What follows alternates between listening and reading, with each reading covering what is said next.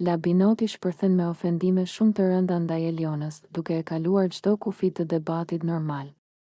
Gjatë një përplasjeje të tensionuar, ai fillon ta sulmojë verbalisht pa u ndalur, duke hedhur akuza të rënda dhe shumë fyese, që tronditin jo vetëm Elionën, por edhe banorët e tjerë që ndodhen përreth.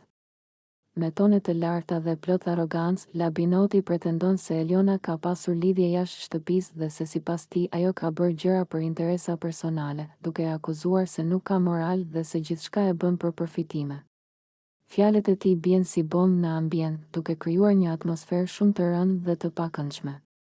Eliona mbetet fillimisht e shokuar nga ato që dëgjon, pasi akuzat janë të drejtpërdrejta dhe shumë poshtëruese. Ajo ndihet e sulmuar në mënyrën më personale të mundshme, ndërsa fytyra i ndryshon dhe nervozizmi i duket qartë. Pas disa sekondash, Eliona shpërthen në acarim të plot, duke mos e duruar më këtë mënyrë sjelljeje dhe këto fjalë të rënda që po i drejtohen. Ajo reagon ashpër.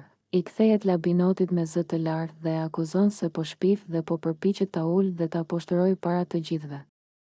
Eliona e bën të qartë se nuk do të lejoj askënd ta njollos emrin e saj dhe ta trajtoj si objekt thashë themesh.